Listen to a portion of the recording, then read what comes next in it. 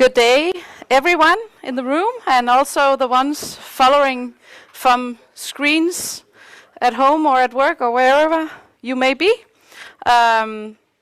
Welcome to EDA conference, which is the house for Danish engineers. This is the Engineers Society.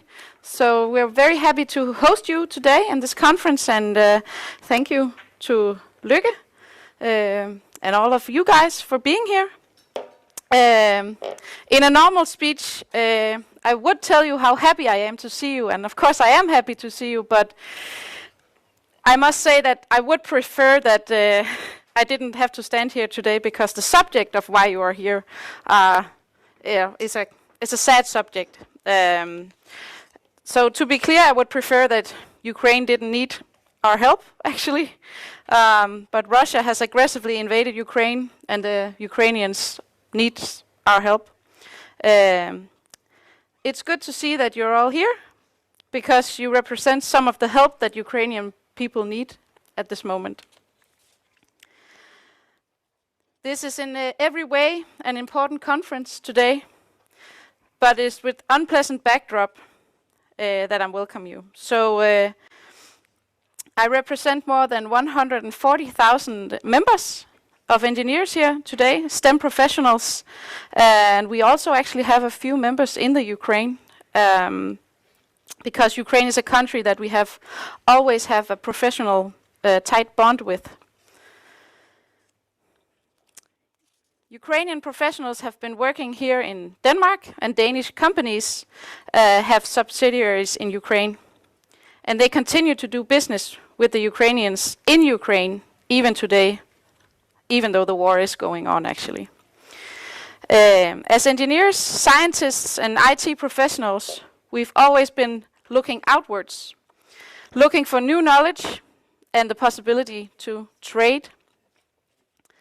So I'm happy that today's conference also marks that we now are a member of the Think Tank Europe, which is brand new for us. I think it was yesterday we announced our membership, so already today we're here together. Yeah, so we're very happy about that. And you hold up a very relevant agenda, and we feel very much at home in that agenda. So thank you for that. We're not only Danes, Germans, Portuguese, or Ukrainians. We're all Europeans, and we must stand together in this very difficult time. We will stand together on the day where Ukraine needs shift from weapons to warm blankets to engineering skills and funds for rebuilding the country. And let's not just rebuild Ukraine, but build an even stronger and better Ukraine. Let's not only rebuild the buildings, but let's look at the infrastructure so we may secure a green reconstruction. With district heating and efficient drinking water supply and wastewater treatment. Those are fields that we master here in Denmark. This is a great opportunity to secure a modern infrastructure in the eastern borders of Europe as well. It's not the knowledge, skills, or the funding that's holding us back from rebuilding right now. Foremost, I wish for a swift and fair peace for the Ukrainian people. We can't secure that from this room, but we can do the next best thing.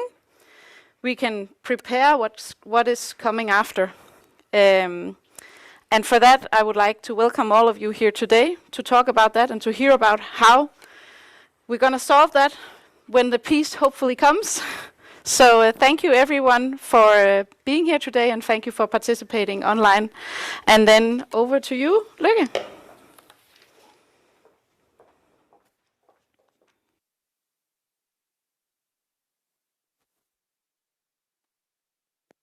Thank you very much, and also thank you very much for your support for the think tank. That's very important, also because you represent such an important sector, I mean, all over Europe, as you also indicated, but also with regards to the topic that we'll be dealing with here today. My name is Lykke Friis. A warm welcome to all of you here, and also those of you following us online.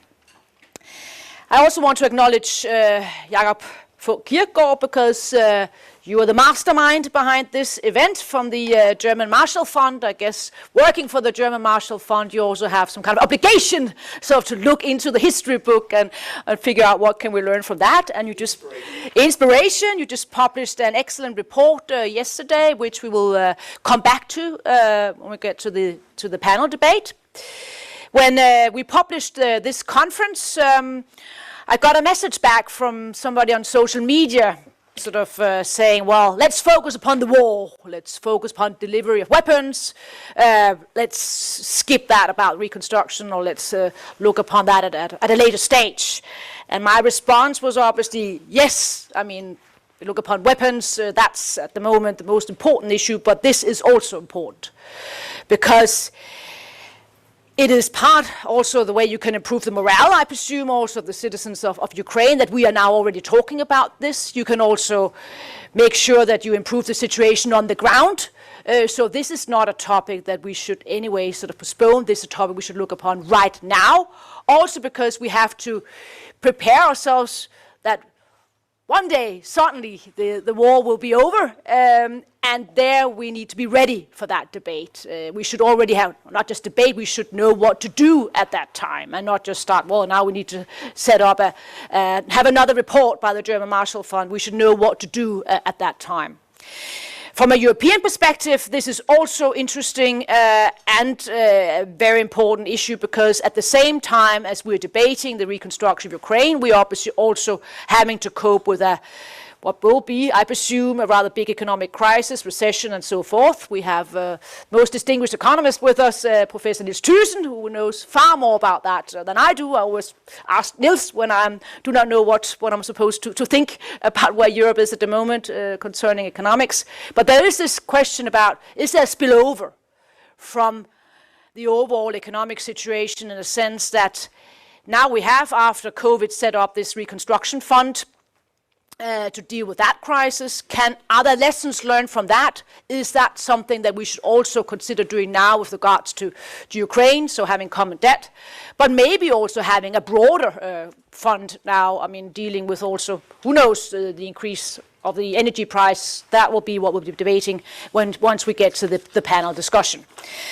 The discussion has picked up speed, one will have to say. We've already had the reconstruction conference in Lugano, so in Switzerland. German Chancellor not Helmut Kohl. I'm going to an event marking the Helmut Kohl Stiftung in Berlin in 2 weeks' time. That's why I thought about Helmut Kohl, where Angela Merkel would speak together with the new chairman of the party, Friedrich Merz. That's going to be interesting. Helmut Kohl will not attend it. But the German Chancellor, Olaf Scholz, will host the big reconstruction conference in Berlin on the 25th of October. Member states have already launched also public-private partnerships. I mean, that goes for Denmark. We are very, very happy that we have with us the Vice Minister of Economy and Innovation from Lithuania to hear what's going on in Lithuania, and also to basically also figure out possible areas of cooperation between Denmark and Lithuania. There are many figures out there. I obviously just refer to the Ukrainian ones. In July, the Ukrainian Prime Minister said it would cost at least $750 billion to rebuild the country. That was the figure from July. During this conference, we'll try to put that figure into perspective, also look into possible finance models. But I think we should also follow the advice of President Zelensky, who has made the point that individual countries can act as patrons for individual cities and regions. And that will be my cue to our first speaker. So, Ole, can you hear me? Absolutely. Kiev? I knew I could always count on you, Ole. So this is Denmark's ambassador in Kiev.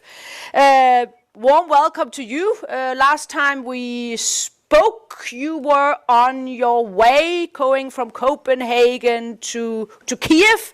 You made it back on time, I saw, because the Danish Foreign Minister came to see you immediately after. Obviously, there were many important visits by the Danish Foreign Minister. That was last week, as far as I remember. And talking about patrons, Denmark has taken up a special role in Mykolaiv.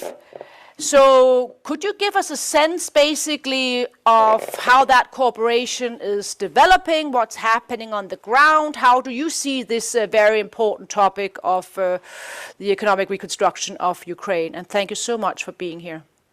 Well, thank you very much for inviting me. And yes, indeed, I can't say so much about the real topic of your conference because I don't know who's going to pay for the reconstruction.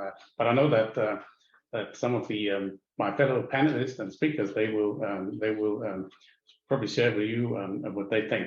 But I will address two issues. I will give you a quick update on the current discussion in Ukraine on reconstruction, and then I'll say a few words about Denmark's approach to reconstruction, as you mentioned a little bit, and I'll also touch upon the issue of patronage of a specific region, because that's a key component of what we're going to do here. But touching upon the Ukrainian discussion, and I know that my good colleague, Ambassador Mihailo from Copenhagen, is in the room, so please correct me if I'm wrong, but if I talk, and if Danish ministers who are here are talking to Ukrainian cabinet ministers and political decision makers about reconstruction, they basically all have the same opening sentence, and you pointed to that already, Løkke, because what they're saying is, first of all, we need to win the war, then we can discuss reconstruction. And this is quite natural because Ukraine is paying a very high price in terms of casualties, and we've estimated that around 9,000 Ukrainian armed personnel has been killed in action in the last 6 months. So it's a heavy price in terms of human life, in terms of destruction. So there is a strong political desire to keep the focus on winning the war and maintaining the fighting power and the fighting spirit. And I think there is a worry that once you start talking about reconstruction, this will kind of divert the political attention. I also think that there is a worry among certain Ukrainian decision makers that if Ukraine's international friends and partners start focusing on reconstruction instead of on the immediate needs, they will be less focused on defense equipment and macroeconomic assistance. And Ukraine needs about 4 billion euro per month just to pay salaries in the public sector. And without macroeconomic assistance, Ukraine would simply be bankrupt tomorrow. Now, for Denmark, this is not much of an issue because Ukrainian decision makers are well aware that Denmark both have a strong focus on both weapons delivery and reconstruction and humanitarian assistance. So that's not a big issue. Now, the second thing is you need to bear in mind that reconstruction has already started, and this might sound strange to those of you who are not here, but you have to bear in mind that conditions are very different in this big country. In certain areas, like here in the Kiev region, where we are, reconstruction started immediately after the Russian forces had been defeated and evicted. And just to mention an example, in the suburb of Bucha, you've all heard about Bucha, where terrible things happened just a couple of months ago. People are coming back, buildings are being repaired, and the local Jysk store selling bed linen and mattresses and furniture has been reopened. So this is something that is actually happening. And this is the reason why the government of Ukraine has divided the country into basically 4 regions. When it comes to reconstruction, and I don't know if this is visible on the screen, but you will see that there are blue frontline regions. That's mainly in the south and in the east, and basically no reconstruction is possible there whatsoever, at least not at this point in time. Then there are the support regions. Those are the central regions bordering the front lines, and some reconstruction there is possible. And then there is the deoccupied regions. That's Kiev, where we are, and the north. And here substantial reconstruction is already happening, as I mentioned in Bucha. And then there are the yellow zone. Those are the backline regions in the west. And basically, there's been very little damage there. But there's a big need for instance, housing for internally displaced people, because many people from the east have found refuge in the West. So this is something to bear in mind. And thirdly, it is also important to bear in mind that this is a European nation with strong institutions. There are challenges with corruption and governance, but at the same time, there's a strong political will to address those challenges. And I think that when I'm looking back at the last 6 months, what strikes me is that the democratic institutions of this country there have been very robust and resilient. This applies to the state organs, the parliament, the executive. Everything has been working, even with Russian troops 30 kilometers away from the governmental border. And also at the local level, I've been impressed how well things have worked. And this is just to mention that back in 2019, there was a decentralization reform. Bigger municipalities were formed. Not many people outside Ukraine took any interest in this, but this turned out to be a very good investment because the mayors and the city councils, they turned out to be very efficient and well-respected crisis managers during this war. And the economy has also turned out to be relatively robust, despite the economic contraction of almost 35% in GDP. And Ukraine has still a working capital market, and the banks have not collapsed. So it's a country that is able to govern itself during an existential crisis and to mobilize resources big time. So in other words, when you discuss reconstruction, don't think about Ukraine like another Afghanistan or Iraq. This is a European country with strong European aspirations and with a lot of resources that can be mobilized. Now, all this being said, I'm not really trying to diminish the task ahead, because the task is immense, and you mentioned a figure, a very big figure, and just to this was what the total damage for the entire economy was described at the Lugano conference in July, and they're still counting. So now it's over 100 billion. So it's a staggering amount that is needed, and the biggest component by far is housing, because so many houses have been damaged. Second comes infrastructure. Also, there's a lot of infrastructure built, bridges, roads, railways that need to be reconstructed. And thirdly comes industry. You've seen the photos, the footage of the Azovstal steel works completely destroyed, and this is just an example. So how does Ukraine envisage to rebuild the nation? You mentioned already, look at the Ukraine National Recovery Plan that was presented in Lugano back in July. And if you read it, and it's a bulky plan. It's long. It's not only about recovering war-related damages. It's actually something more. The plan is kind of to leapfrog economic growth and quality of living, or you could say build back better. It's about building a better Ukraine, and the benchmark in the plan is Poland, neighboring Poland. Over the last 20 years, Ukrainian GDP has been growing with less than 2% per year, compared to 3.5 per year in Poland. That doesn't sound like a big difference, but I can tell you over 20 years, this makes a huge difference. Now the average income is 4 times bigger in Poland than in Ukraine, so there's a lot of catching up. So the recovery plan has a number of objectives. To first of all, to provide economic resilience in the marathon towards victory, because again, this is before victory is achieved, there's no meaningful reconstruction that can take place. And secondly, to find a solution for the recovery of crucial economic and social processes. And thirdly, to develop a modernization plan to ensure expedited, sustainable economic growth and well-being of people. In other words, a plan to catch up with Poland. So it's not only a physical recovery plan, or it's a plan to transform Ukraine and to reform Ukraine along the lines that have been sketched out already. Let me now turn to a Danish perspective. How does Denmark support Ukraine's reconstruction?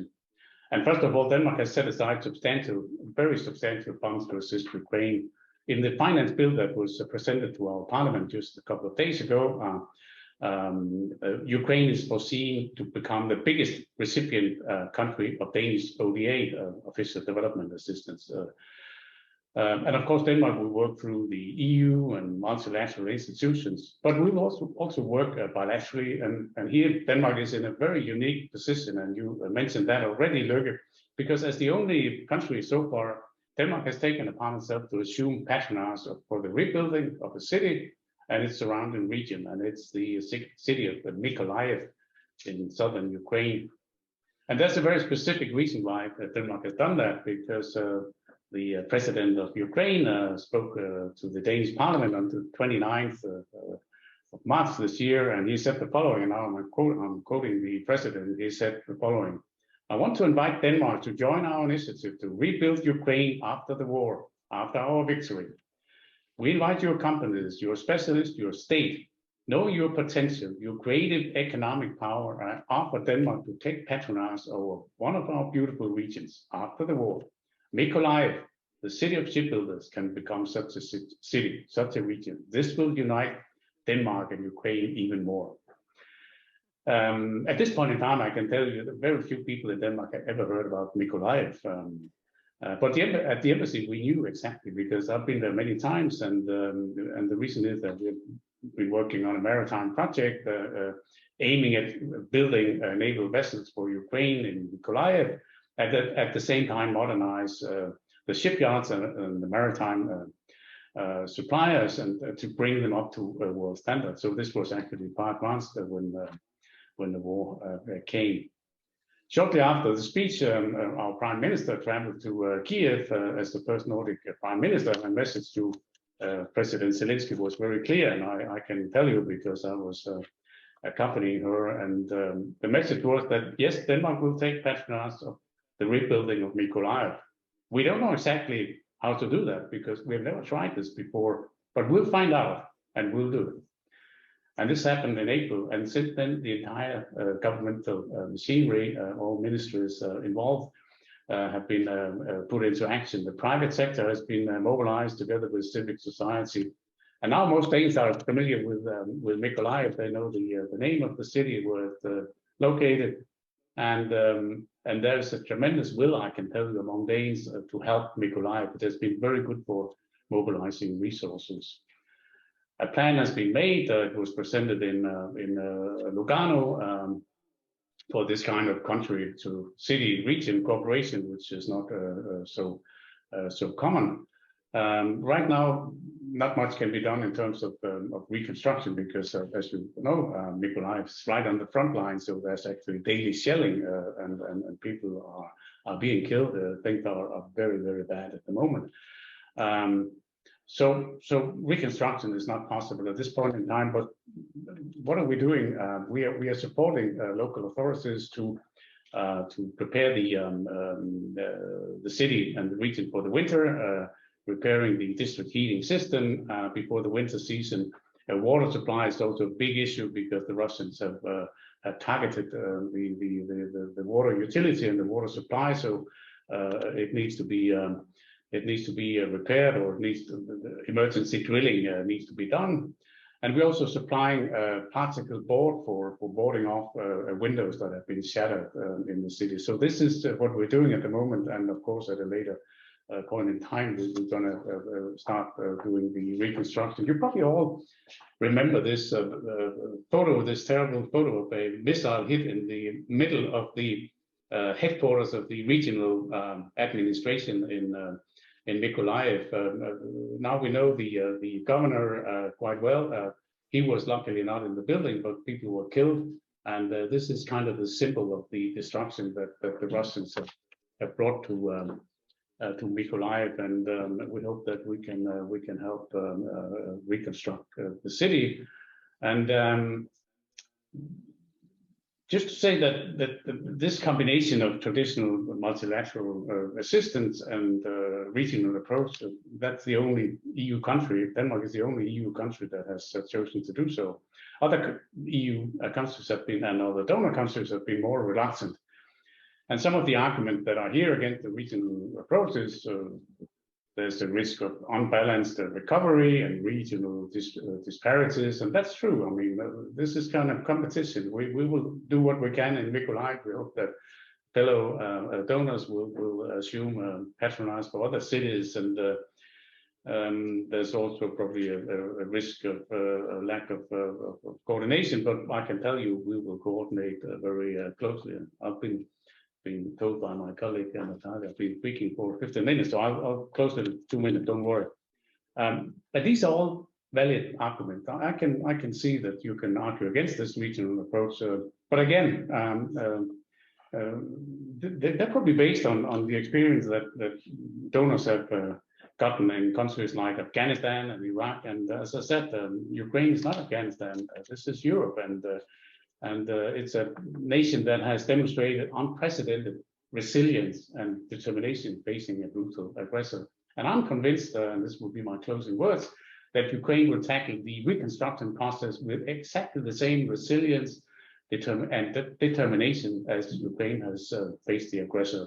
And I'm also convinced that Ukraine's political institutions will be strong, that they will take full responsibility and full ownership of the reconstruction process and ensure that whatever donors are doing, this will support the national interest of the entire nation. Time will show. Thank you very much again for inviting me, and sorry for being, I think I did not stick to the time limit, but here.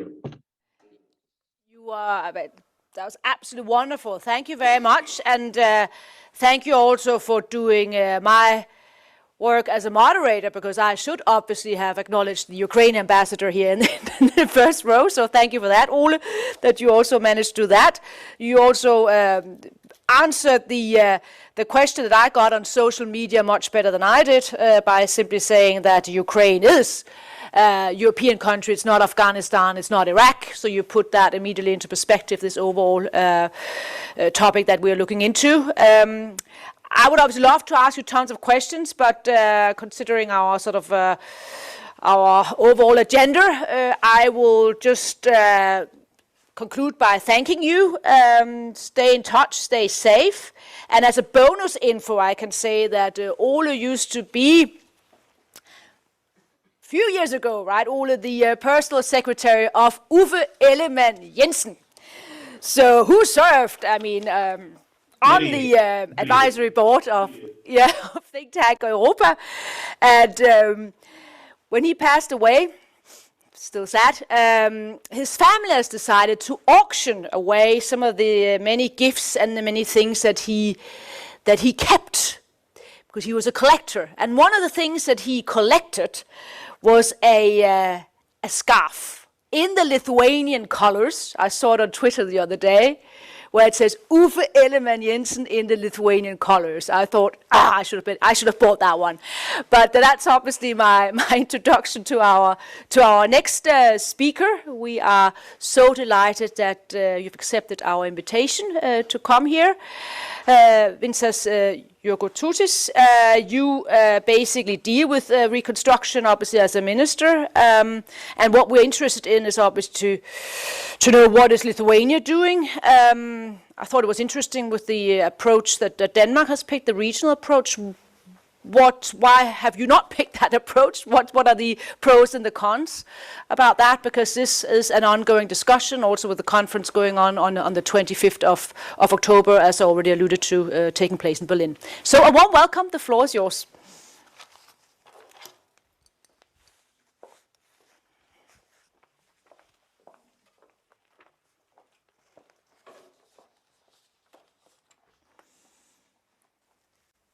Hello.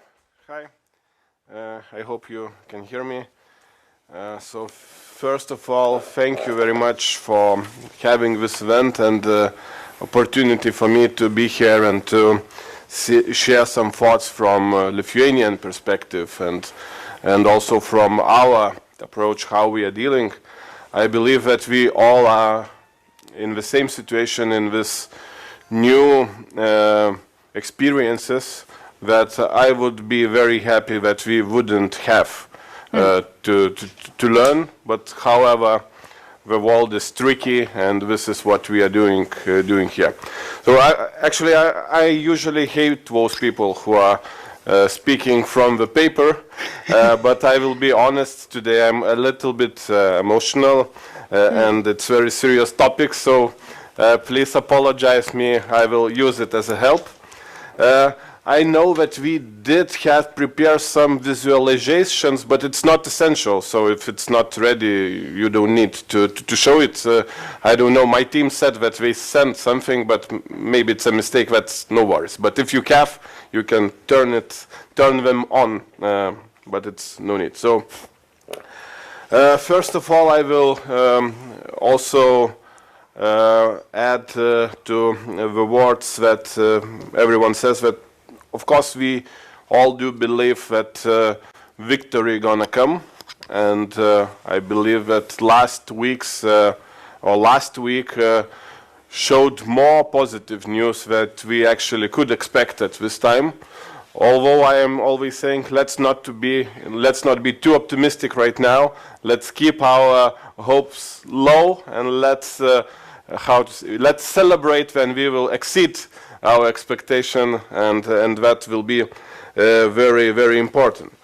But of course, what we should do, we should think about how we can help Ukraine and the whole world and European Union, all the countries that are here, done a lot of helping for Ukraine.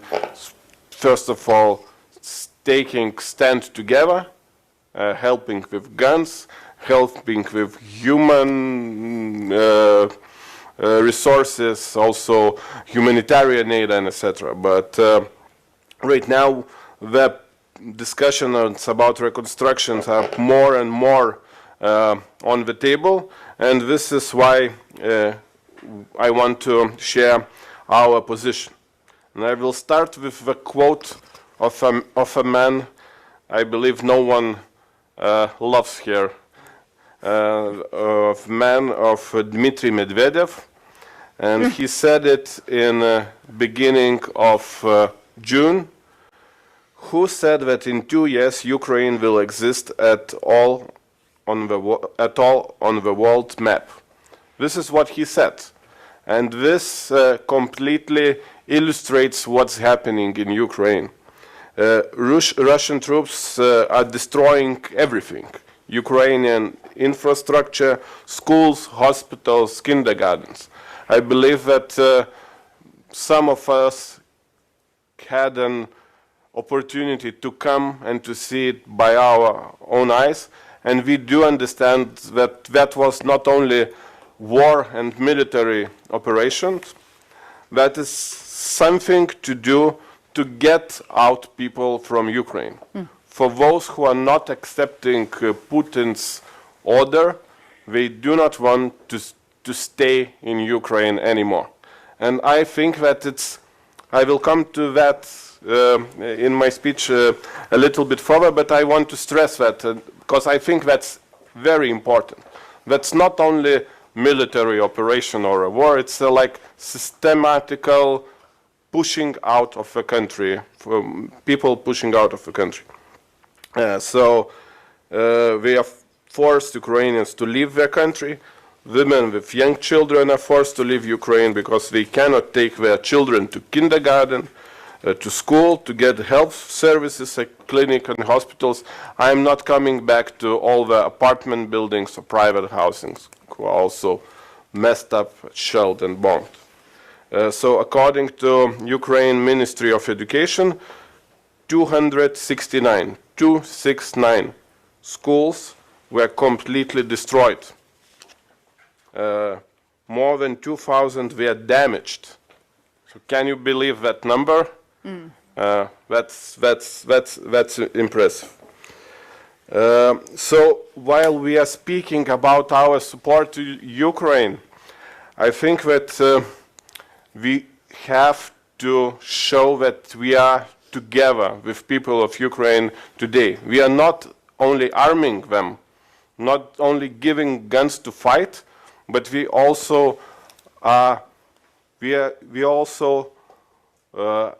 taking care of their everyday lives. I know today I had an opportunity to meet with representatives of Denmark Ministry of Economy, and we told what we are doing in Mykolaiv, and that's a lot, that daily basis help. But I think that people also need the schools to be rebuilt right now or the next year, not after 3 years that we're gonna have that brilliant plan. We have to have that plan, but we have to show Ukrainian people that we are not only seeing them as a country of soldiers to defend Western civilization from Kremlin's regime, but also as human beings today. So I think that it's very important. I will skip that part about all the millions of GDP losses, of course we were already mentioned, because it's only numbers. But also coming back, while we are talking about infrastructure, so more than 2,000 kilometers of roads were destroyed, over 300 bridges. So this is about the communications, and this is also about various aspects about communications. It's about guns or troops moving around the country. It's about people going back home or knowing that they will have a chance to escape if something happens once again in that regions which are already liberated. That's also about economies. And sometimes our goods, European goods, are going to Ukraine. Sometimes Ukrainian goods are going to our countries. And we also have to keep that infrastructure in line, because it's economy is very important. As a representative of Ministry of Economics, I have to acknowledge that. So that's why we divide the reconstruction of Ukraine into several phases. So first of all, emergency rebuilding, so that critical infrastructure, social sensitive things, and after rebuilding, and of course rebuilding Ukraine after the war. And while we are talking about the next part, so we do understand, and I am totally on with the ambassador, that it's not only about new infrastructure, but it's about modernization of the country, about economical recovery, economical reforms, new way, our experience that we succeeded, we can transfer it to Ukraine and help them to do it. But also, it's like a slogan, let's rebuild Ukraine better. But in this room, being someone from ex-Soviet Union country, Lithuania, and we have only our 32 years of independence, I also want to say let's de-Sovietize, if it's a word, Ukraine. Let's not rebuild Ukraine in a Soviet way it was built, both Ukraine, both Russia, Lithuania, and other countries. You know, those, I don't know how many of you have been in an Eastern European school, but they are not any kind of similar to those that you are having here. They are not democratic at all at its feeling. So, so this is what we have to change. We have to not rebuild those wide streets with no pedestrians, sidewalks. We should think of how people want to live their lives there. So I think that's very important. But now let's come back to emergency rebuilding, because before we can rebuild Ukraine better, we need to ensure economic continuity and also people's life. And not tomorrow, but today and yesterday. That, for me, it sounds like rapping in Eminem song, but once again, not tomorrow, but today and yesterday. This is what we have to do. And This is why we started already working on 4 very specific and concrete projects with Ukraine. It was a coincidence that on 24th of August, on the Ukraine's Independence Day, our government made a formal decision that we are on 4 projects, but finally we are doing that. And maybe I will move to those projects, but before that we decided to work in that area of Kiev that's liberated. All you know the cities of Borodyanka, Irpin, Bucha. So our main focus is now in Irpin and Borodyanka. As previously was said, yes, the shops are open and even some restaurants are open, those which are not bombed, because actually we had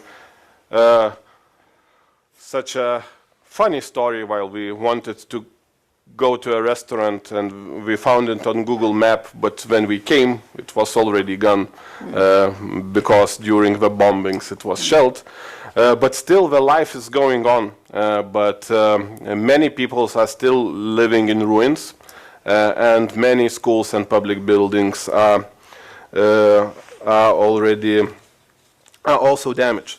So Vilnius City Municipality as a municipality started working with Borodyanka, and with very simple and concrete things the city has provided 6 tons of glazings and sheets of glass for the windows, because when the bombs are falling down, the windows are the first things that are crashing. And it's very interesting cooperation between simple citizens which are bringing the old glass from I don't know where, from their homes, garages, or etc., from the municipality, which are providing a basement for that project, and businessmen which are providing volunteers all necessary equipment, cars, food to go to Borodyanka and to bring them. But right now, in Lithuania, Ministry of Economy and Innovation has undertaken 4 projects in Kiev area. So first project that we have to do till the winter comes, it's a small modular townhouse campus, temporary shelter, and we want to do it till the winter comes. Also, the interesting project in Borodyanka is to help to rebuild the school that was destroyed during the war, and this is where we are working to build it better principle, to make open spaces for people to cooperate, and it's very interesting to work together with the municipality and their community, really think and feel about this very specific project. Also, we've chosen the kindergarten in Irpin, which was destroyed by Russian missiles. And finally, as we talked that infrastructure is important, also one more bridge that connects Kiev and Sumy in eastern Ukraine. So now we are in regular contact both with Ukrainian side and working within the concrete memorandums, also with businesses in Lithuania, how to involve them into this rebuilding. We do understand that at this time it will be very difficult to involve Lithuanian businesses in reconstructions because of many things. There is no insurance in case of war damage. So if something happens, and this is the area that I believe that we should have a European decision, because any country, we are looking for any schemes that government would guarantee insurance companies. That's not working. I see nodding. Maybe let's push this message from this side. And another things, also the price. I believe that you are aware that while hiring Ukrainian companies, you can do it 3 or 4 times less than in Lithuanian. So I believe to compare with German or Danish prices, that difference is even higher. So we can make our euros or crowns worth more if we are buying also not only from our countries but from Ukraine. Of course, supervision has to come from our countries. Now till the end, I maybe will follow some more general things about the approach, because what are you talking is about that long road, and I strongly believe that for rebuilding Ukraine, strong EU plus Ukraine leadership should continue. I think that we are a little bit stuck right now. We are very happy to be in many conferences, but now we have to move on a little bit faster and to show that leadership. And I think that we are, as European region, we are closest to Ukraine. And also we have not only Lithuanians but other countries with experiences with that post-Soviet times and post-Soviet regimes. Also we are waiting for the Ukraine to come to our European family. So this is why we are most, that's very, how to say, this is our interest, to have Ukraine the best. So this is, Ukraine is becoming our family today. So this is why European must be very, very interested to do that. Also, while having all those schemes and ideas how to fund rebuilding, so of course frozen Russian assets, it's like #1 thing, and we have to provide a final solution for that, how we're going to do this, and not to have those half-sentence decisions. And once again, also what is important is to have a combination within grants and loans. Because we want that Ukraine would be strong after the war and after it will be rebuilt. It shouldn't be dependent only on the loans. We should understand that. And this is where we have to be as generous as it's wise to be. But we have to understand that the country after such a conflict, if it will be dependent only on the loans, that will be not good.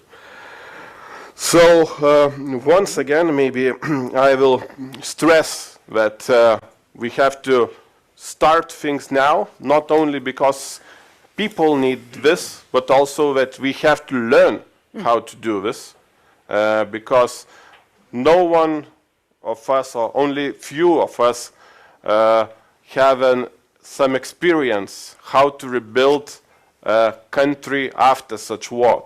So with small projects that we can start right now, this is just simple learning by doing. We will acknowledge some obstacles that sometimes they sound silly, but actually they are very important. And this is how we can be ready for the future and for the big projects.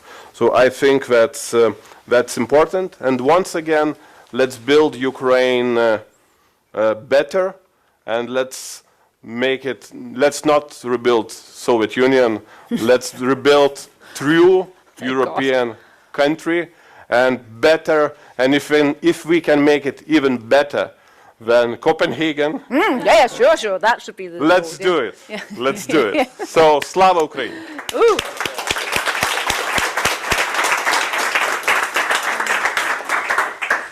Excellent. Thank you so much. That was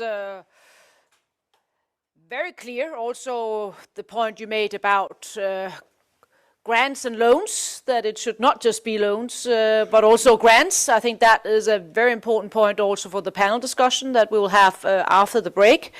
And also, thank you very much for highlighting the importance of the candidate status that Ukraine has now obtained at the June European Council, which then puts Ukraine in a position where it is family. So that's why it is now our common duty to tackle this overall issue that we are discussing today. And I also think your point reminding us all that we should not wait for the brilliant plan. We should act now. Also because the children that you mentioned, those schools, they obviously also have to go to school now and not in 3 years' time. So thank you very much for making it in such a clear way to remind us that this is not something for the future that we have to deal with. And also love the song that you mentioned. I just checked it, so I'll remember that. So for another conference. Good. So basically, we'll now. Do we have any? No. So we will do now have a break.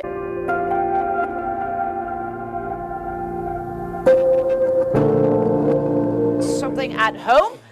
We move on to the panel discussion, and I have one thing for the agenda. Unfortunately, Mr. Kim Jørgensen will not be able to join us because his plane was delayed. So he's flying at the moment. So you can do many things via sort of Teams and Zoom, but you cannot be on a plane and participate in a conference. But he sends his regards, and I'm sure that we can invite Kim Jørgensen, who is now with the European Investment Bank, at a later stage, because this will be a discussion that we will follow as a think tank in the next I was not going to say many years, but hopefully it'll be faster. But this will be a major exercise, as we already spoke about.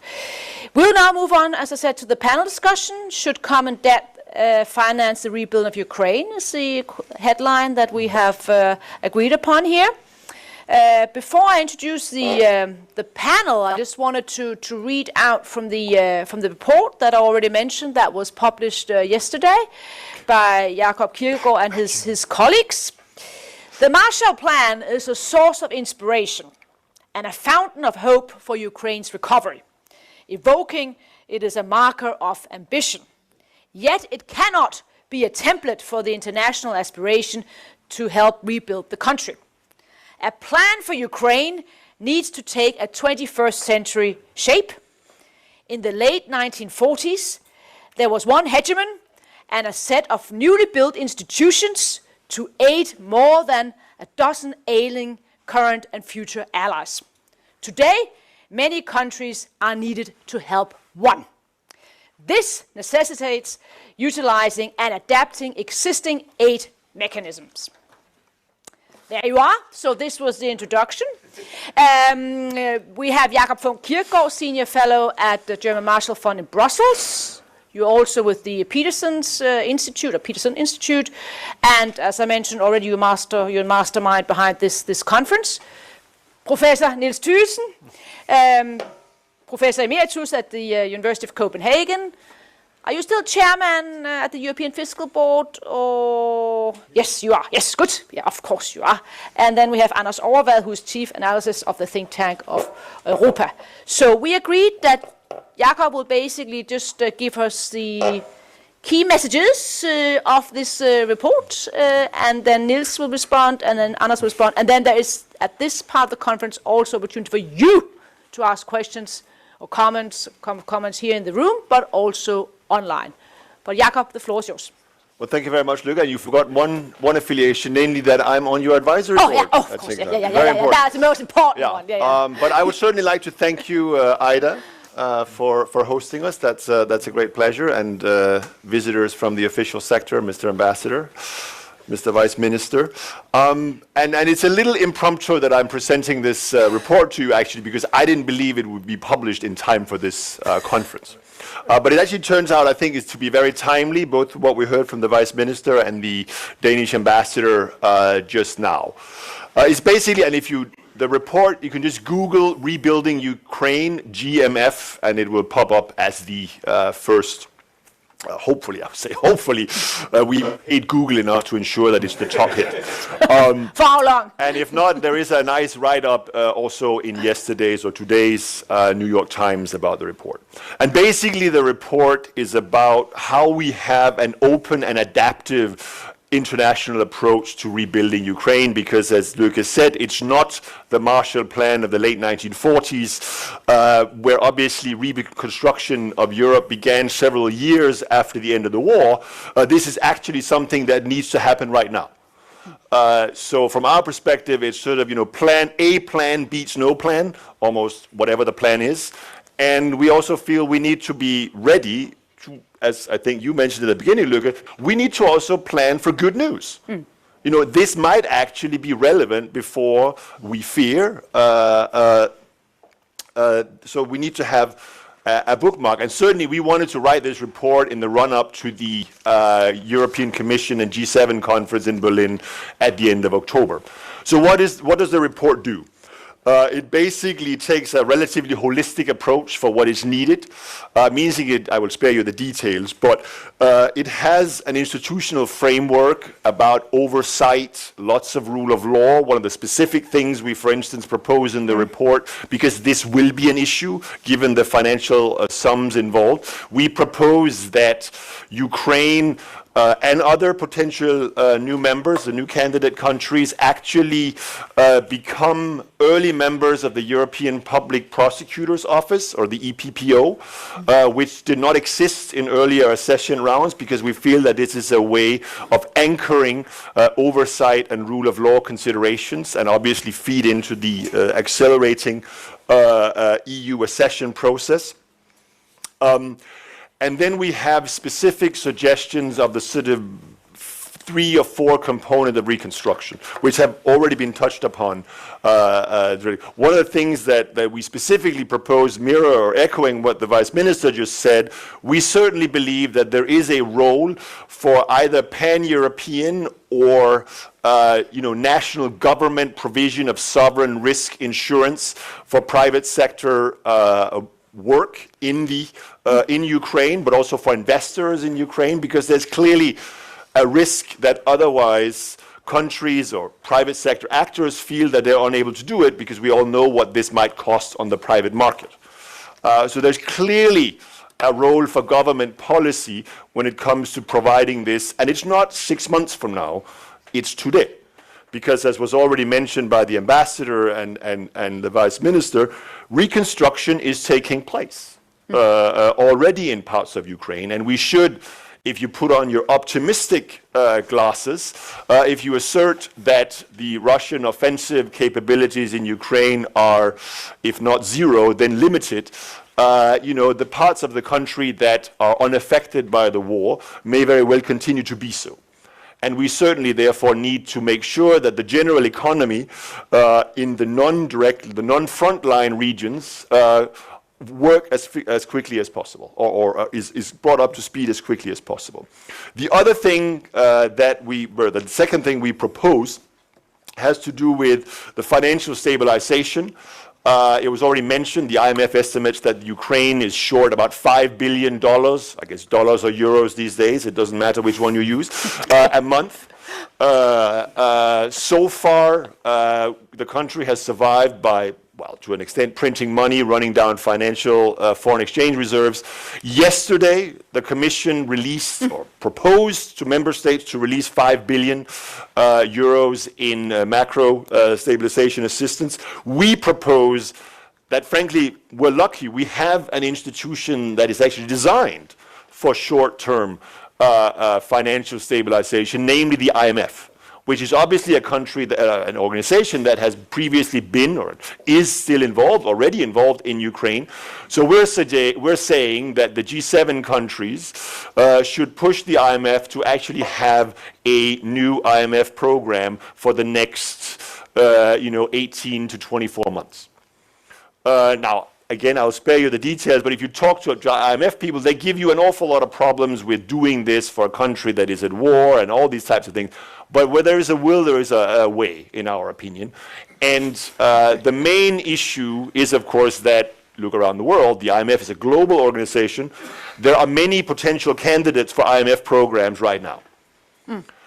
So what we're saying is that in order to ensure that the IMF program is of the required scale, meaning basically able to finance up to $5 billion or euros a month for the next, say, 12 months, 18 months, but then you can do the math. We think there is a potential role for the EU budget to provide the IMF with a financial guarantee to facilitate a program of quote-unquote the right size. And we basically make the historical analogy of saying, look, the last time the IMF was greatly exposed to Europe was obviously Greece. And the only reason the IMF also, there were many reasons, but the main reason that the IMF agreed to have a very, very large exposure to Greece back in 2010, 2011, was the implicit financial guarantee provided by the Euro area, not the EU at the time, but the Euro area, that agreed to be a junior creditor and obviously lend far more to Greece than the IMF did. So the EU actually has a history, or Europe, quote unquote, has a history of providing financial guarantees implicitly to the IMF for this kind of thing. And we are saying, look, we want Ukraine to be part of the European family. We want there to be an accelerated, quick accession process. When I say quick, we all know that we're talking late 2020s, 2032, or 10 years, or whatever. But reconstruction and everything else needs to happen now. And the EU has a role to play there. So financial stabilization, as I said, the IMF is the right word, the right organization for that. And then finally, the longer-term question, namely reconstruction. And there is a lot of different numbers lying around. Yeah. I mean, the ambassador brought out the Kiev School of Economics, the $95 billion in infrastructure losses from July. Now I think it's about $105 billion. Obviously, the Ukrainian plan from the Lugano conference talk about $750 billion in total investment needs, but over a 10-year period. Now, much of that will be domestic by the Ukrainian government, by the private sector, and others. So where the right number is, is debatable. But somewhere between 100 billion and 750 billion. But again, remember, this is over a 10-year period. And, quite frankly, 100 billion is less than 1% of EU GDP. Right? 1% of annual EU GDP, right, is, again, if I'm not quite, I think now the EU 27 is about 140 billion or something like that. So it's less than 1%. Which means that if you say most physical infrastructure reconstruction needs to be done over the first, say, 3 to 5 years, because you can't rebuild everything right away. That means we're down to somewhere between 0.2% of GDP for the EU, for a period of, say, 5 years. This is, entirely doable. It's not insurmountable. And then we have a number of proposals echoing what the Vice Minister just said about finding the right, mixture between grants and loans. The first thing we say is that, look, we all know where debt is at the national level after the pandemic. It's very high in many countries, but more importantly, very unevenly distributed in the EU. But obviously the pandemic also provided a template for a new kind of debt, or grant, namely the Pandemic Reconstruction Fund, or Next Generation EU. We are suggesting that this is possibly one of the ways which part of this reconstruction could be financed with. We're well aware that there are countries, including, of course, here in Copenhagen, that will reflectively oppose this kind of fiscal integration at the EU level.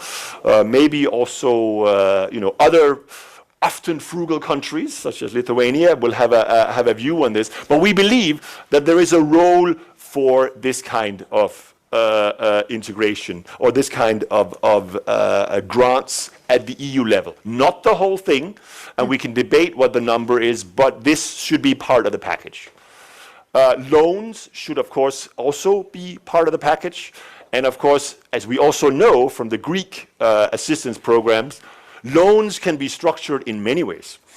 They can also be structured in ways where they're not really expected to be repaid. But so that we need to find, as the Vice Minister said, the right balance between loans and grants. But as I said, we strongly believe that it has to be done at the European level.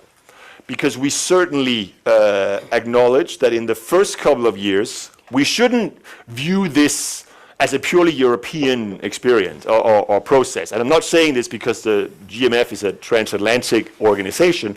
We're saying this because there is a willingness of the United States, Canada, Japan, many other countries to actively contribute also financially to the reconstruction of Ukraine. And that's why we need a flexible framework that, in our opinion, quite frankly, shouldn't all be run by the European Commission. But that's a different issue. It will not facilitate other non-European countries contributing.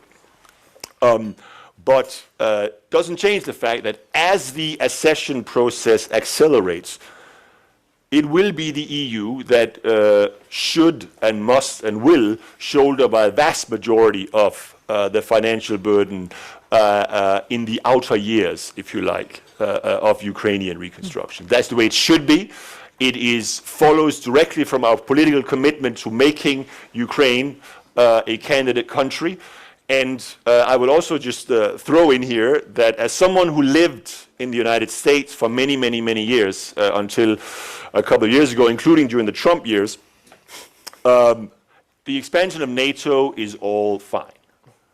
But I can tell you that the potential of electing future American presidents that may have a different view of Article 5 and all of these things. The ultimate guarantor of Europe, and not countries obviously like Lithuania, frontline states, but also the rest of Europe. The ultimate national security guarantee that we require is a solid, economically thriving, democratic Ukraine. That is our ultimate national security interest that we must secure. And the sooner the better. It's really that simple. So this is not charity. It's something we do for our own core national strategic interest.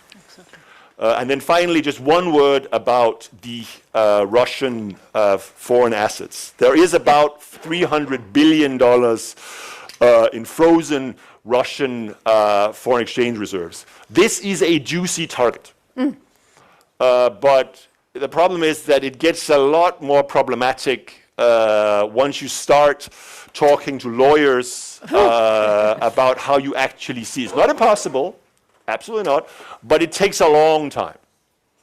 And we already know that there are some countries who've said they don't want to touch it, including the Swiss. This is Swiss neutrality for you. So this will be very tricky.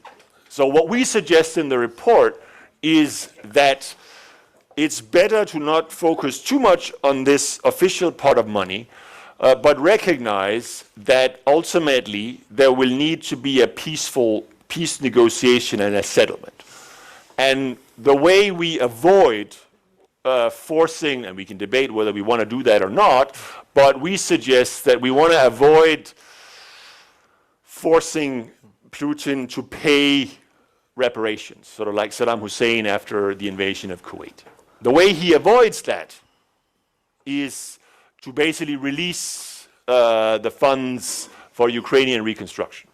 He doesn't have to pay them because they're already frozen, and the alternative for Moscow is that they'll remain frozen forever. So there is a finessing of this money, but as I said, trying to seize it outright will just end up paying a lot of legal fees. So maybe I should stop there, and we can take some questions afterwards. I can talk forever. So. No, but you're not allowed to. No.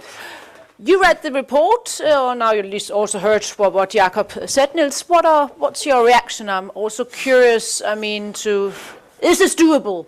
When you compare, what should we actually compare, the task of reconstruction, rebuilding Ukraine with, if we look upon the history of the European Union, is it German unification, or is it, what any comparisons here to narrow it down for all of us? Thank you, Luke, and thank you for the invitation. I find it always difficult to say no to you when you invite me. Even when I am asked to speak on a topic I don't know too much about, frankly. Because even though I advise the European Commission on fiscal policy, I have not been asked for any advice on the Ukraine so far. Well, it's a sign that sneak preview. It's not as high on the agenda as it should be. I did meet one of the commissioners the day after the United States Congress had voted an appropriation of $40 billion. About half of that is, I think, largely military, half of it is more humanitarian assistance. And he was clearly shocked. Did you see that $40 billion? He said, we must begin to do something. But I haven't seen anything yet. And that's a few months ago. But let me start with a couple of remarks on the German Marshall Fund and the inspiration. And congratulations to Jakob and his co-authors. It's a very readable report. It came out yesterday. I encourage those of you who have access to it to read it. It's an excellent checklist of the points that one needs to reflect on. Reflections are not very specific, of course, at this stage, but they are extremely useful. And you said in your comments that we shouldn't compare it to the Marshall Plan. That's not a model, and of course it's right with the asymmetry, in a sense, the mirror image that you have many countries involved this time as potential donors, if you like that expression. And one area that you set in motion was the Marshall Plan was one donor and Exactly. 16, 17 countries initially in the Marshall Plan. But at least we can compare the order of magnitude because the Marshall Plan required expenses from the United States, and this was largely, almost entirely, a grants program. Expenses of about 1.25% every year for 4 years, starting front-loaded with about 2% in 1948 and going down gradually 0.5. So that was an extraordinary effort, I would say, at the time. And for those who are critical of the United States, as many of us are today, I mean, this was extraordinary, produced, of course, by a mixture of security concerns, own interest also in the economic progress of Europe, but still it was remarkable. But I'm happy to start also with this quote from the U.S. Congress that they had voted $40 billion. The spirit of collaboration is not completely dead yet in the United States. But what should we compare to otherwise? Most countries struggle to get to the 0.7% a year in development assistance. Yeah. Denmark did a little bit better. Most countries did worse, the United States certainly. So the Ukrainian effort is smaller than that, if you were somewhat in the range that Jakob described, which is no doubt the best current estimates. I don't think I will compare it to German unification because that was a particularly costly and long drawn out affair, but mainly because that had even more ambitious objectives, creating not only an economic union with Germany like we might have the ambition to do with Ukraine, but also a so-called social union, bringing East Germany up to German social standards. That's clearly a very demanding task. So let us not compare to that, but that was more than 3% a year for 10, 15 years at least, and strained German finances greatly. Eastern enlargement was also a sense much less than the Ukrainian effort. But at that time we were also dealing with countries that were advanced in their reforms, and much of the European integration process is, of course, based on the fact that you gradually come to take part in common policies that also benefit some countries. In the Ukraine, I'm sure they will look in the longer term to their integration in the common agricultural policy, which is a very significant part still, though less generous than it used to be. But Ukraine is a much larger agricultural producer than individual countries in Europe at the present time. That's a long challenge. The Marshall Plan was a remarkable success. If I may again refer to the current report, you have a very useful distinction about 4 phases in the help to the Ukraine. First, there's the almost disaster relief, really catastrophic situation. Then there's the reconstruction of infrastructure. Then there's the modernization, bringing also firms up to date to increasing productivity. And then there's the 4th stage you mentioned, integration into Europe, which is Basically membership. basically membership of Europe. And I think your distinction is quite appropriate, but in the historical case. But we should note that in the case of Ukraine, things are not only urgent because there's a disaster situation, but there's also a disaster situation macroeconomically. I think you mentioned a couple of figures. Yeah. As far as I can see, and there's another excellent report out even today from the Center of European Policy Research with Ukraine's leading economists from the United States, two former chief economists from the IMF, which discuss these issues. And they say that about 1/3 of the public expenditures in Ukraine today are financed by revenues in the Ukraine. The rest by aid for the time being, hardly 1/3. And the final third is financed by money creation. And that situation is not tenable because inflation is already 20%, they say, rising to about 30% next year. And that clearly would create also social tensions and tragedies on top of those that follow from the crisis itself. So this early phase is also marked by urgency on the macroeconomic sense, which was not part of the Marshall Plan. In fact, one reason why the Marshall Plan was, I think, regarded as generally successful is they came into the easy third part of your time agenda, the modernization process. They started dispersing funds to improve productivity of European enterprises. And they were successful in that. And I must say, I come back to that when we discuss the experience with joint funding in Europe. The Americans were very interventionist. There were offices from the Marshall Plan, the Economic Recovery Program, the ECA, in each capital. I'm unfortunately old enough to remember that time. I started study of economics the year the Marshall Plan ended. So I still remember that period. But also the recognition in the country and in other countries that this had been an extremely helpful and insightful advice. But this cooperation with the main donor was extremely important and marked success at the time. Now, unfortunately, I think the framework we have for European cooperation, for the European Union, is not one that lends itself easily to joint initiatives. The Maastricht Treaty is, if anything, a non-federalist or anti-federalist treaty. There's one exception that we have a common money, but as far as other policies are concerned, they should be as decentralized as possible. Danes will remember the emphasis we also put in this country on the principle of subsidiarity. You should only do something jointly if you are convinced that you can do it more efficiently, with more positive spillover effects, more efficiency than doing it nationally. And that is even not enough because there's also, as Germany reminds us sometimes in the EU, there's a principle of proportionality. Still, the joint effort should be the minimum one that is really required. So there's this kind of minimalist approach to joint financing.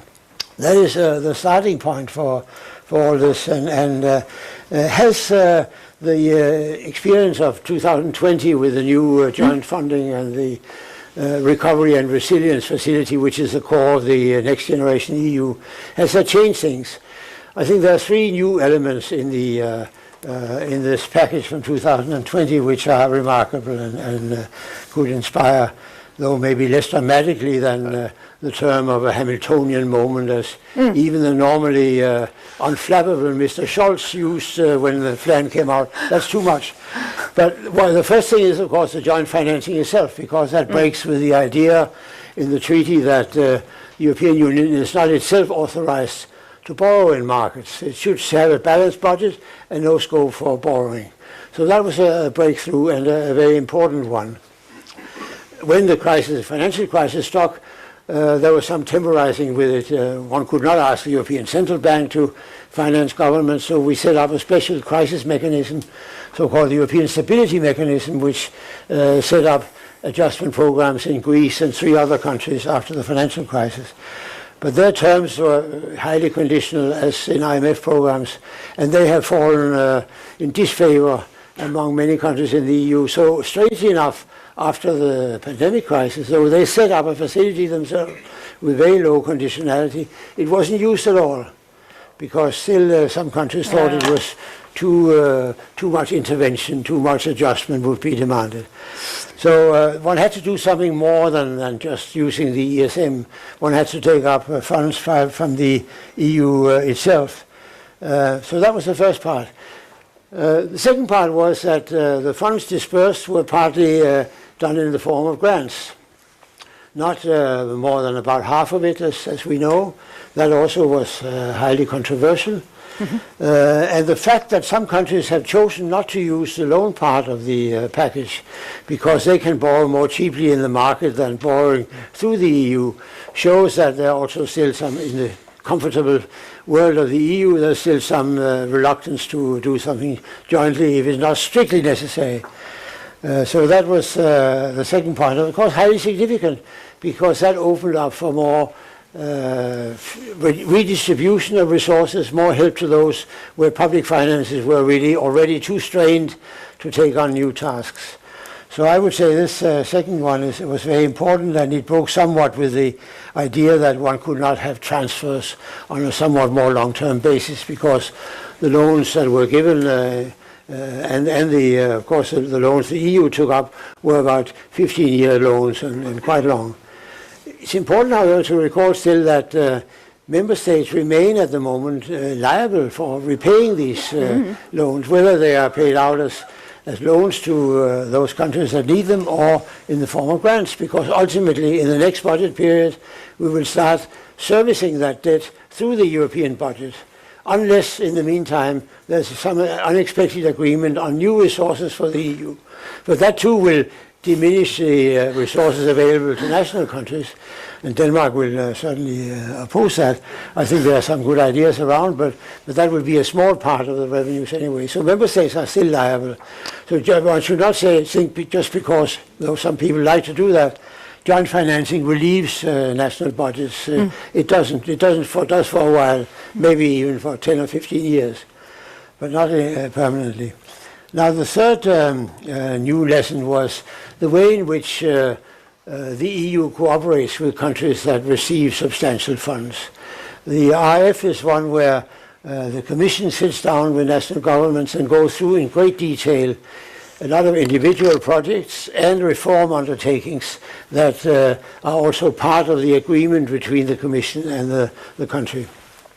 And that kind of agreement is then used as setting the benchmarks for how countries should, in a sense, obtain the funds finally, and then in the final stage when funds are paid out, there's a second check, and the Council is involved.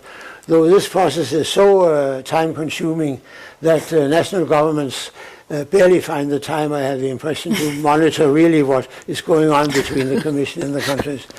And this experience, I would say, is a bit mixed, and how that would appeal to Ukraine if they were in the position of going through a similar process on the basis of joint funding. I'm not sure, because there are also some mumblings that this is a bureaucratic nightmare. It's too detailed as a long-run model for the EU itself, and it focuses on too much details that are hard to monitor. So I think this joint funding is a very interesting exercise. But it should be kept in mind that it's still a limited resource, and that it requires a lot of fairly intrusive intervention on behalf of the EU to make it, in a sense, broadly acceptable. Now, of course, the mood may change, and recognize that Ukraine is a very different situation from introducing more reforms in France. But some of the principles maybe in the RF are attractive because, like the defense commitment, spend at least 2% a year in the long term. That principle is also adopted for climate change in a way, and for the digital transition. There are minimum proportions of the funds raised that have to be spent in these areas. So this combination of assuring that there's a minimum level of, let's say, growth-friendly investment, at the same time as you observe the overall sustainability, that may be a good package. But let me say that I have not heard this model discussed as a long-term future, because it was a commitment by the EU to a number of member states including Denmark, but particularly I think Finland and the Netherlands, that the Recovery and Resilience Fund was to be a one-off facility, and that something else had to be done the next time. Maybe that next time, if it were only the EU could have been a purely loan mechanism, that would have helped some countries. But it's a difficult mechanism to envisage, just extend it. And the Commission says outright that we dare not propose that because we would be regarded as being in bad faith if we produce something like that. So one has to think constructively along the lines that also the GMF report does. What can replace it in a way that is a bit less both interventionist, but also in a sense is seed funding more than maybe as massive funding as the RF.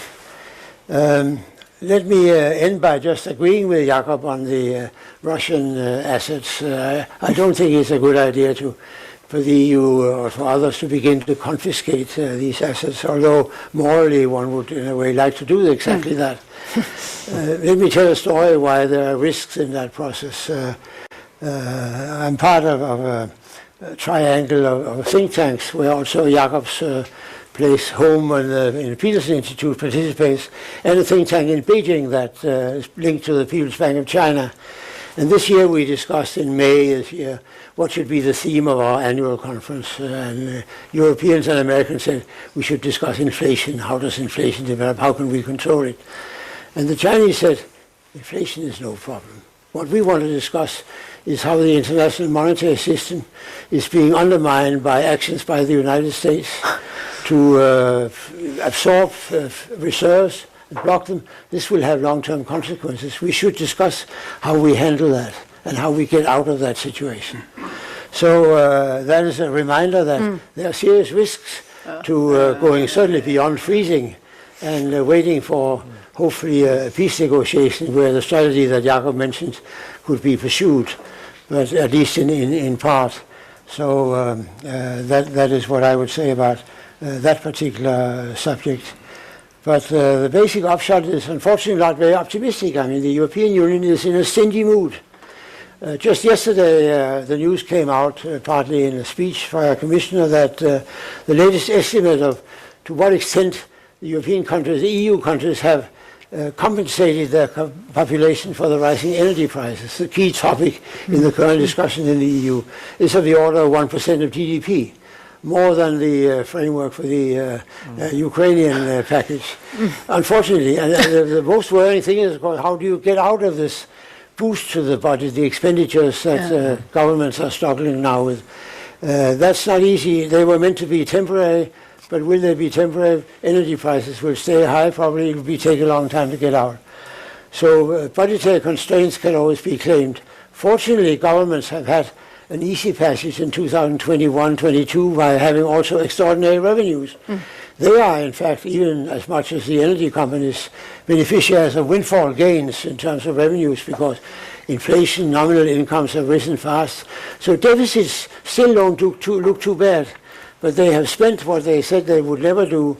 They've spent in relatively good times, they've spent the windfalls they have earned. And that undermines, of course, also their capacity to think constructively about the longer-term challenge of the Ukraine. So let me end, unfortunately, on a somewhat pessimistic note.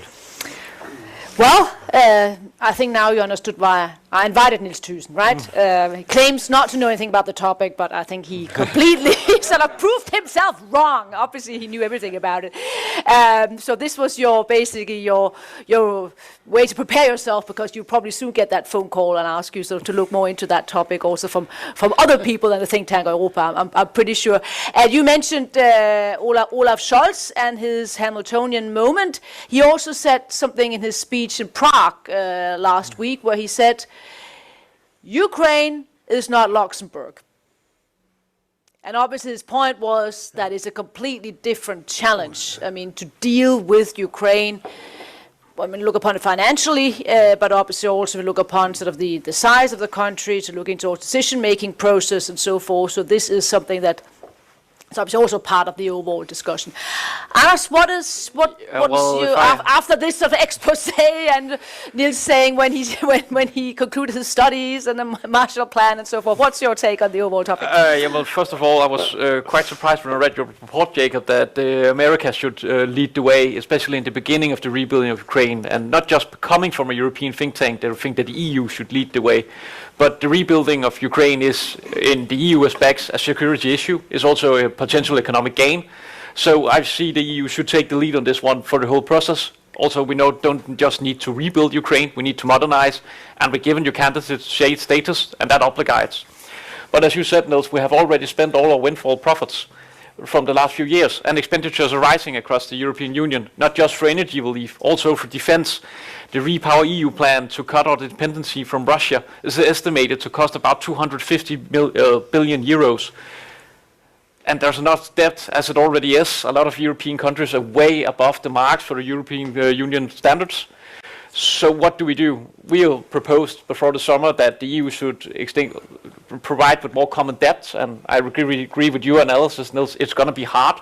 It's going to be hard to convince the frugal countries that a one-off should be repeated just 2 years after it was promised to be a one-off. I believe that we should have more grants than loans, because we need to squeeze the Ukrainian economy through huge interest rate payments, even though some kind of guarantee would provide good financing. The amount of money that's needed to rebuild Ukraine is just astronomous, and way too astronomous to be done by bilateral agreements by the EU countries, so cooperation is key. But how do we explain to countries that we have to rebuild Ukraine when they can't even turn their own heat? There's a challenge in providing a long-term commitment for the EU countries, making sure that Ukraine will not only get financing for 1 year or 2 years, but continuously getting money each year until we hope membership status is achieved. So I believe that common debt do have some prospects, especially also that we cannot just take Russian assets. The backlash will be astronomous. But it's not going to be easy to convince everybody in the room that this is going to be necessary. But it's very important that we raise the discussion now, because rebuilding has already begun, and we cannot take 2 years to discuss how we're going to do it when the war soon hopefully ends. Yeah, and I guess that was also part of Scholz's remark, that we have to debate this. I mean, because sometimes, we debate many things in this country, but when you look upon Ukraine, it's very much, yes, yeah, we support, and yes, we should have more weapons and so forth, but there will be implications to the European Union, because it has this tremendous size, and hopefully that will then also, this debate then also be part of what we'll be seeing, not during the election campaign, I have no sort of illusions about that, but we have to debate at a certain stage. How do we finance it? How can we also have institutions that still function? I mean, with EU 36. I mean, it's a completely new discussion that we are entering, if we actually mean what we are saying as a European Union, that eventually Ukraine should become members of the European Union. And this also goes for Southeastern Europe, I mean, the Balkan countries. It has, when you say something, you also have to look upon the implications of that overall sort of How big promise. is the next and final Big Bang expansion? That's it. Yeah. That's a very important question. But I mean, Anders' point about the United States, because are you that optimistic about sort of the overall situation in the States, that this will be also after the midterm elections, that you maintain the consensus? Look, the United States, the way you do policy in the United States, especially now where deficits haven't mattered for many, many years. I mean, Niels already mentioned 40 billion, yeah, done. And the midterms, we can debate but I actually think it's 50-50 now. I think the Democrats will probably hold the Senate. I think it's probably 50-50 also in the House. But even if it's not, there's a lot of Republicans that they are very anti-Russia. If you go back to the Bush years, the Trump years, there was always a struggle between the Trump administration and the Russia hawks, because it was always Congress that were beating up the Germans on Nord Stream 2 back when everybody in Berlin said that there was no dependency and all that stuff, right? So commercial project. Exactly, purely commercial project, right? So I'm actually not too worried about that. I actually think, and this is the reason, as I said earlier, we propose this not only because we're a transatlantic think tank, but it would be, in our opinion, quite frankly, stupid to make this too, in the beginning, make this too EU-centric, because then the Congress will say, this has nothing to do with us, you know? As will the Australians, as will the Japanese, as will the Canadians, because, yeah, I mean, you can easily make the argument that this is and should be overwhelmingly an EU responsibility. But it doesn't have to be exclusively so. So what we're proposing as part of this flexible, if you like, institutional framework that can facilitate that you get, you know, donations from different countries, different international organizations, you know, the World Bank, the EBRD, the EIB, I mean, now Kim is not here, but, you know, is the best you can hope for is an overall sort of G7 appointed coordinator that can provide a degree of steering for this. But you cannot have a detailed new organization that goes in and gives its own conditionality, that takes way too long. Yeah. So ideally, you want somebody who can always get on the front page of the newspaper, who can always arrive in capital city X and get a meeting with the prime minister and set the agenda. So I mean, ideally you'd want Barack Obama or someone like that, right? But, but you know, at the very least, we basically say, look, if you have a high-profile American, that becomes a lot easier, not least in Washington. And as I said, I believe that there is still, you know, money to be had there, because at the end of the day, you know, the non-Trumpian parts of the American political establishment, which remains the majority, have the same interest as we do in securing, you know, Ukraine as a thriving market economy democracy. And it's much easier for them to, you know, money is not that easy to, it's much easier to generate, if you like. So that's really the reason why initially we felt it actually makes sense to make it in America. Before I open up for questions, I just want to ask about rule of law. You mentioned the topic. I think you also mentioned the topic, Niels. I mean, how do we avoid these, I mean, situation where suddenly, well, there's money, and then we have all these corruption stories, and then you have public support in EU member states where people are already now saying, well, I cannot pay for my heating bill, and now we're paying all this money for Ukraine, and well, and suddenly we get on the front page that the money has gone somewhere else. I mean, how do we make sure that that doesn't happen? No, we can't make sure. The experience shows that. I think one practical suggestion is the one made in the GMF report of the public prosecution mechanism, that could be started early on. But you're right that this is important for confidence. I mean, I would also say that we must recognize that you know, there's a lot happening on the ground also in Ukraine on this, both in the public sector, you know, the national prosecutor, etc., but also on the private sector side. I mean, you know, people recognize that, look, one serious corruption case can jeopardize the project. I mean, people actually recognize that. And I think, I mean, maybe this sounds naive or aspirational, but when you go through the kind of national struggle that the Ukrainian people are going through right now and the sacrifices that they make, they're not going to become demobilized and want to go back to the same old, quite frankly, yes, quite corrupt society. I mean, de-oligarchization, if you can use that verb, is going to be, I think, a real thing. Because there's going to be public demand for it. But it's also a must, as I said. One big headline across Europe, that'll probably do it. Anders, you had a comment? Yeah, but also through candidacy status, you know what kind of state you have to build. You have the model for doing it, and you didn't have before, so I think that's also quite optimistic. They know what the end goal is, and they're quite keen to do it. I have to invent the wheel. I think the signal was very, very important.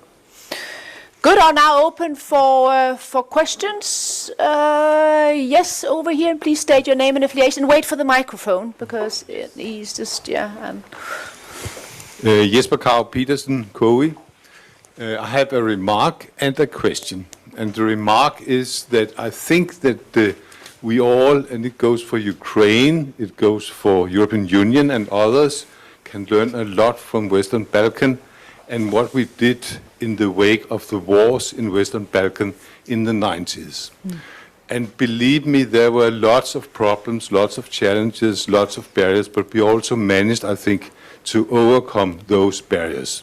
So just a hint, look at the Western Balkans and what happened there. Croatia, for instance. And my question it is for especially Jakob Funk and Niels Thyssen, private financing. You touched a little on it, Jakob, but how to attract private financing. There are many barriers for that, I can see, but is there a way out? Is it possible to overcome these barriers so that it is possible to attract private financing when it comes to rebuilding Ukraine? I mean, as I said, I think the issue of sovereign risk insurance in the short run is absolutely going to be key. I don't think there's any doubt about that, and I think this is an entirely manageable policy challenge. We have international organizations at the European or the global level, MIGA, etc., affiliated with the World Bank that provides these kinds of insurance. So I think that's the case. But I'm actually also not that pessimistic because, I mean, look, from the Prepare for the good news. Yeah. Yeah, no, but look, I mean, viewed from growth opportunities in Europe, right? I mean, Ukraine is today at GDP level, I think the ambassador mentioned it is somewhere between a quarter and a third of Poland. And it's a big country. And, you know, if this association, I mean, if the accession process proceeds rapidly, no, I mean, the upside economic growth opportunity is going to be huge. So, and where do you get, you know, I can easily see Ukraine properly rebuild basic infrastructure with a legal certainty that the EU accession, the acquis, etc., right? You know, the Ukraine could easily have a potential growth rate of 5% for a decade. That is 2 or 3 times the average growth rate of any other EU, well, not every other, but certainly the EU on average. So, and I have a hint that a lot of private companies are going to be sniffing that out because it's going to be in a world where Chinese growth is, I can tell you where that's going. A lot of emerging markets are going to have lots and lots of problems. And Ukraine, as I said, is going to have potentially legal stabilization, EU accession. I mean, we've seen the stories in after 2004, even before 2004. So I'm actually not, I think, quite frankly, if you like, animal spirits are going to sniff up the economic opportunity if we just get the basic infrastructure and the politics right. Did you have a comment? Yeah, I broadly agree with Jakob. I have not really looked closely at Ukraine in very recent years, but I served as chairman of a committee in the OECD that looked at also possible extra members in the OECD, and we had examinations of the Ukraine. That was before 2014, but the constant refrain was that the potential of that country are enormous, and they will look relatively better once you have eliminated the true wartime risks. That, I think, is one that can release. I fully understand that for the time being, while hostilities continue, and even maybe a while after that in the short run, the risks are too severe to count on major capital inflows. But after that, there is much potential. But in the initial stages, the main responsibility will be with governments, and from what I said, also with national governments in Europe. Anders? Yeah, but yeah, of course, governments have a huge responsibility. Well, Denmark has taken responsibility to rebuild a part of Ukraine. Why not go to all the Danish companies down there and get the expertise, let them know the market? We have 2 questions here in this row, and then I'm going to ask Rasmus. No, but remember, you can also ask questions online. But we go here. Yes, the microphone's just behind you, Jens. Yeah. Thank you. I'm Jensen Mark Christensen, and I come from the European Commission previously. I think you got a little bit fast around the question of corruption. I was responsible in the European Commission for the anti-corruption programs for Romania and Bulgaria. They are in the accession treaty, and I spent some time there. I think this is going to be one of the real challenges, and I think we need now to introduce mechanisms already in the systems that give some assurances that a country like Ukraine, with all the goodwill and I'm sure the modernization, can give adequate guarantees to the European and American and Japanese funders that this is not going to be another wash of corruption. So I think you need to think about it, where to put it in. Also because, let's be honest about it in this room, we have countries in Europe that, when you look close at Hungary, billions of euros have disappeared into questionable projects, which are legally okay, but where you could say suddenly some people have become almost like oligarch kind of rich because of it. So we miss something, kind of a relay between it. And then I just wanted to ask you, well, you mentioned Obama. I would question that he would be suitable for the role, because I could pick another name here, somebody who would be Anders Fogh Rasmussen. We just saw him today. Who would not only be in this room, but he would also technically be able to understand some of the issues. He has been down in the engine room and could therefore actually assume the responsibility both for the grand statements, but also for knowing the nitty-gritty of these issues that will come up. So Denmark is now part of the G7. That's nice to know. Let's just go. Yes, gentleman here. Yeah. My name is Michael Heimann Olsen, and I also have a remark and a question about corruption and ensuring that the money is going to the project they was meant for. I will remind you that we are in the engineering house today, and I will think that a part of the solution is maybe not boot on the ground, but then safety shoes on the ground and a hard hat, so that we are seeing that the funding is actually supplying the spare parts and etc. that are needed to rebuild on location, and also be able to report back if the components of some reason are not getting to their final address where they was needed. So that's just a remark. Then my question is actually also to you. I'm not asking you to predict the next election in US, but in 2 years' time, they will be in the middle of a president election. And where will we be if, I don't hope so, but if a person that represents the same point of views as the former president, America First, where will we be if that suddenly happened in 2024 and the next 4 years period? So 2 questions, corruption, and then also the question about what happens if, the big if. I mean, on a corruption, this is why we propose, as I said, an early membership of the EPPO, which is obviously one of the institutions that the EU have introduced to, if you like, overcome the recognized deficit of anti-corruption in existing members, Bulgaria, Romania, etc. I think the broader rule of law mandate is also going to be, will have to be basically applied to European funding. I'm sure other funders have their own national ones, but I think your point is well taken. That it's well known that broadly in many ways the Copenhagen criteria works during the accession process, but then once you become a member, then there's little, and we need something deeper. So it's a challenge. I agree.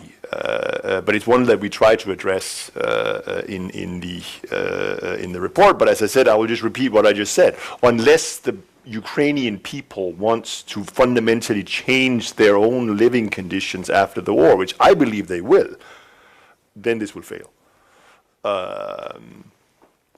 On the US, I'm actually cautiously optimistic in the sense that even if Donald Trump or some MAGA type was elected in 2 years' time, I believe Russia will be militarily defeated in 2 years' time. And that means that even if that such a president all of a sudden became very transactional, a lot of European countries, not our own country, but many others like Lithuania, will have adhered but to 2%, will be close to 2% on defense spending. So I'm actually not so worried about that prospects, about what will happen in Ukraine. I'm much more worried about what will happen next time there might be a crisis. Because, a MAGA president is a president of the United States with whom we don't have a value community. We will not share the values of that person fundamentally when it comes to democracy, rule of law, and a whole sorts of other things. And that fundamentally changes, I believe, the value of NATO, Article 5, etc. Not, as I said, I think so much time will have passed that Ukraine will, not autopilot is the wrong word, but I'm not so worried about that. I'm worried about the next one. And I'm worried about the longer term prospects of NATO and the transatlantic relationship. Any other comments? Otherwise, I have more questions here. Yeah, here in the second row. Please wait for the microphone. Jannicke Poulsen. I have a question that I'm quite unhappy about putting. And that is that we are here in Scandinavia and in the Baltic countries very enthusiastic about helping. And I think we are doing something about helping Ukraine. But when you go south of the Danish border to Germany, that are put into the south of Europe right now, what do you think about their willingness to help when it comes to realities? Because for the time being, it's words and words. Well, I mean, I can maybe, Lykke, you can take Germany if you want. But I'm actually not too worried, frankly, because if you, for instance, had a serious debate about a grant, I have your water there. I mean, that must have been grant-based component of assistance to Ukraine, I guarantee you that all the southern European countries would strongly support it because of the president being set. Exactly. So if you had a proposal, which we also implicitly call for in our report, that the traditional frugal countries said, look, there is an opportunity here for a grant component of this, of course the others will support it. Because, the precedent is that you have, we know that from the pandemic, that if the problem is really big enough, common debt is an opportunity. And then, of course, if it turns out that a foreign policy challenge in Ukraine also meets that threshold, it's very good for Italy, Spain, Greece, and everybody else. So I'm not. We can obviously always debate the level and scale of military assistance. That's, in my opinion, a slightly different discussion. But on the prospects for future financial assistance at the pan-European level, I can guarantee you that the bloc will not be in the south; it'll be here. Yeah. And Niels, no, I think probably that's absolutely right. I have very little to add to that. I think we are not against, certainly in the Nordic countries, doing assistance also on the basis to a large extent of grants. We realize that's necessary. We just like to do it by ourselves. Give a good example. We like the principle of competition, as we do in other areas within the EU. We like to be the leading example for something that's constructive. Maybe the ambassador gave us a couple of examples in his speech from Kiev. But going through the EU is somewhat different. Whether that will mobilize also German support, I don't know. But I agree with Jakob that there will be a strong push from a number of EU member states for the principle that you mentioned. But Germany is an uncertain card at the moment. That has to be recognized. I'm not sure either the coalition government is in much agreement on these points. But I don't know. Mr. Scholz doesn't speak much in Brussels, frankly, on these issues, as far as I can see. looking at the polls, Scholz is also being punished for not doing enough on Ukraine, so maybe some internal push will happen. But I think what this crisis also showed, there's a new power coming in the EU on the east, of a lot of countries supporting Ukraine as they were brothers, and I don't think you should mitigate that these countries will have a huge interest in rebuilding Ukraine and push for common finance. So maybe Spain and then Portugal will be a little bit backholding, but when it comes to it, more common debt and maybe a grant for them, they're on. Of course. But I mean, there is a number of countries that will have to choose. Do you want to remain frugal and potentially sacrifice the urgency of Ukrainian reconstruction and therefore, in my opinion, early and timely full membership? It's a choice. And it's a choice that needs to be answered in Copenhagen and Vilnius and many other places. It's a choice. I could speak for a long time about Germany, but I'll resist. Anybody else who has... Yes, over here. Please wait for the microphone.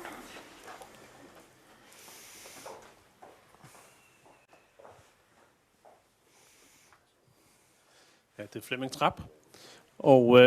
Sorry in English. The question is here regarding we are planning for success, and I really love that. But if we're planning for success, then some will fail, and most likely this is Putin we're talking about. And what will happen if he fails? Can we kind of also support Russia if they decide to get rid of their dictator? And the control states, Belarus, Kazakhstan, and so on, do we have them? Do we make a lovely report on how to support them as well? Well, I mean, they may be getting a little ahead of us, but you know, I think that, you know, the domestic implications of what I believe is, you know, an inevitable and potentially imminent military defeat for Russia in Ukraine, I think is very difficult to predict, obviously. But I will just say one thing, which is that Russia is a very big country. And already... It's not Luxembourg. No. You know, but I mean, the point is that this is a country for which even domestic air flights are going to be gradually disappearing because they don't have enough, you know, spare parts for airplanes. Railways, because SKF shut down their plant, Russian railways are going to be basically falling apart in the coming 6 months, if you believe what I thought was pretty credible reports. And obviously, we know that Russia has lost thousands of Rosvagia OMON special police, the kind of domestic repression tools that Moscow uses in the different republics. What will happen? I don't know. But it's clearly you could very easily have opportunities to that Russia needed, if you like, help, and we would provide it because otherwise you'd have thousands of nuclear weapons lying around. It's that simple. Yes, yes. Please go ahead. Thank you. My name is Alnas Akhmetovas. I have a question for you. So you've mentioned nuclear weapons and you've also mentioned Russia. So my question is, and you also sort of portray Russia as a country that will falter soon, you think, based on what's going on right now with the progress of the war. Do you think Putin will stick to nuclear weapons and use them in case he will fall? Because, you know, say you are a dictator, like Hitler, for example, he shot himself. Do you think Putin could use nuclear weapons to... these three wonderful men up here are economists. I'm sure they know lots about international relations as well. But Jakob, just like a hypothetical, I guess. Yeah. No, I mean, look, you know, the psychiatric treatment or profile of a dictator of that level of cruelty, I think, is very difficult. But I don't know. I don't think Russia will use nuclear weapons. I think we have a number of cases of history where nuclear-armed powers have lost wars. You know, the U.S. lost 3 wars, arguably Vietnam, the second Iraq war, and Afghanistan, right? Obviously, Russia also lost in Afghanistan, and they never nuked them, right? So I think the threshold, the good news there is I think that threshold is not to be crossed. But, obviously I don't know. Obviously I would, if you were a strategist, you would clearly counsel the Ukrainian armed forces against having too big a concentration of their forces so that one tactical nuclear weapon could make a big battlefield difference. But I think those are risks that the Ukrainian, armed forces understand very well. But I mean, I don't know. Personally, I think the probability of that is quite low. Yeah, because I see Ukraine as if Putin fails in Ukraine, he will be done for, I think. So perhaps he could. Yeah. I mean, yes, it's possible, and good riddance, I say. Good riddance. Because look at Yeltsin when he failed in Chechnya. What happened to him? He had to almost resign. I agree. Yes. But I mean, this is, and obviously this would be a new challenge, but I would welcome that scenario. I can assure you, and I think many others would. Thank you. Many issues to follow up upon here, one would have to say. Do we have no? Okay, so then basically I think what I'll do is I'll thank our excellent panel. Thank you very much, very enlightening, and do read the report. We'll also put your report out on our website. If you cannot find it with all the Google stuff, then you can always find it on Think Europa's homepage, yes. And yes, we'll invite you back soon, Niels, on how to help Russia once we have peace or whatever. So stay fit. We now have the great honor of listening to the Ukrainian ambassador in Copenhagen. Last time you were at an event that Think Europa organized. We were debating whether there should be candidate status for Ukraine, and we succeeded. So I think this will be the spirit then also of this conference, that we hope that we will also start a debate here in Denmark about. We already had a debate, but even an even more sort of detailed debate on this particular topic, and hopefully there will also be that we prepare ourselves for some good news. But now it's the floor is yours, and thank you so much for also spending your afternoon with us here today. Thank you. I think people are tired already, but I will try to be very brief. It's very difficult to make kind of the conclusion remarks, honestly speaking, because, every day I know that, unfortunately, Ukrainians are dying. And sometimes, it's a little bit difficult to realize that people here in Copenhagen, beautiful city, enjoy life, discuss things, how to tackle the corruption issue in Ukraine, how to invest in the future, or should Ukraine become an EU member or whatever. While knowing what's happening in my country right now. I just returned from Kyiv this Sunday, so I saw everything there, and it's really difficult. But whatever, the topic is reconstruction of Ukraine, which is a very optimistic topic. And before making my conclusion, I just wanted to say many thanks to the Vice Minister for his remarks. Honestly, I know what you're saying about, I can feel it, even read between the lines what you're saying. And it's very inspiring for me, because we have such strong friends in your country, and not just in the Baltic, but also in others. Sometimes I'm also asking myself, why should somebody pay for the reconstruction in Ukraine? Because this is a natural question for everyone, especially a taxpayer in the EU country. I mean, I'm not living very good life here, so why should I even share my income or whatever and pay for the neighbor? I wish I would better change for a Mercedes instead of paying for the neighbor to rebuild his house, which is natural question. But on the other hand, then this is maybe a task of mine here as ambassador to remind that you could even not drive even a Volkswagen, which you have, if we fall. If we do not win together, I mean, there will be much more difficult life for everyone than just to pay 100% higher bills for the energy, which is still manageable. I mean, when I read some reports of very wise people, professor left, but I think he would confirm that even if suddenly Russia stops delivering all gas which is delivering, it will not be that threatening to you. Yes, you might lose some jobs. Yes, you might pay higher bills, but at the end, I mean, you will not die, as Ukrainians are dying. So this is really a very different, starting, let's say, point of discussion. The second thing, what I would say is that yes, I mean, already you mentioned these things. Yeah, we have different dimensions of reconstruction. Emergency reconstruction, which means that currently during the challenge, the hostilities, we are doing this, and I could see it in Kyiv, where one shop is destroyed totally, the other one is almost starting a new life, and they are doing it quite fast, and I'm impressed by that. Yes, preparing for the winter time.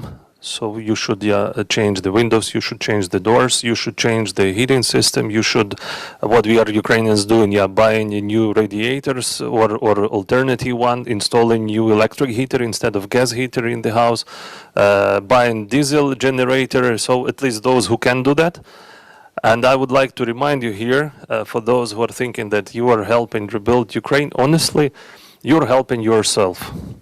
And not just by saying that, of your safety, but actually, where do we get these generators? We are buying it from Hitachi, Japan, or Germany, or United States. We don't produce them, unfortunately. The same goes to everything. I mean, if you look at the construction, we are here in the engineering building. If you build the house, I will be honest with you, the only thing we produce in Ukraine is cement, bricks, wood, whatever, I mean, як буде арматура, I don't know, the steel things, for the basement, that's it.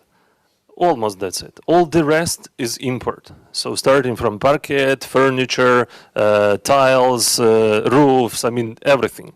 So when you pay for Ukrainian reconstruction, you pay for your own companies because the money will return to your own producers because you will benefit from that. And that is true.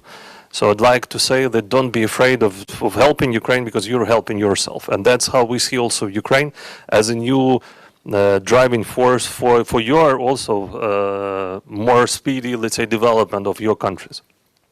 Because when we, and I'm sure that, we will one day succeed in implementing all the reforms, fulfilling these key criteria, and we will become a member of the EU in the future. But before we do this work, you will benefit even more than us. Because, I mean, we don't have so many factories which can, produce so many bricks which we suddenly need.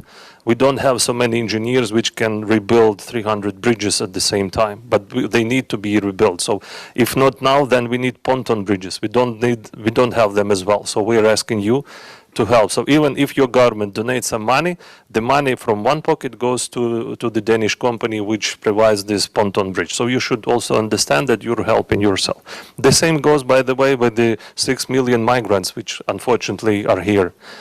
If I have my parents here, so I'm more than grateful how much you help them. But let's say, being purely bureaucratic, you would say that yes, you give some money to the Ukrainians, but those money are spent locally in your supermarket, in you're buying your clothes, your food.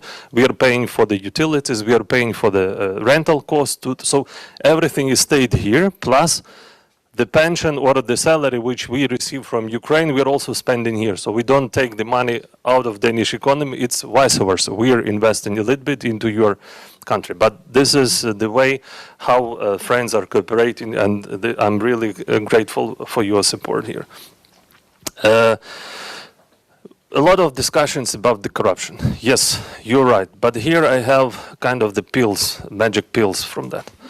The first one, well, I'm really optimistic, is about the population, I mean, Ukrainians themselves. We are changing, and I will even correct a little bit, the Vice Minister, I'm happy because we have nothing left of new modern Soviet things or whatever. So we cannot Sovietize Ukraine because, I mean, we don't have this, in our genes. I mean, everything we are doing is European way of building the country.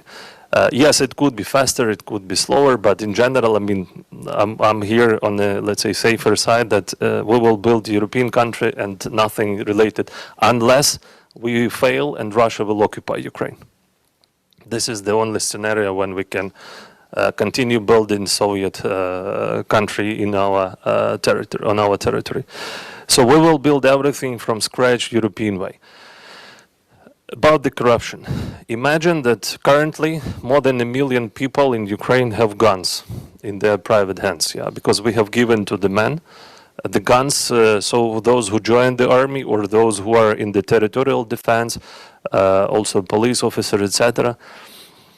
And unfortunately, yes, we are dying. So a lot of people are dying to protect your own country. And I am very interested and keen to see those, people who would like to continue these corruptions, in the country, and what would be the reaction of population if they suddenly know that, the guy, instead of giving the license, demands from you some, bribes or whatever.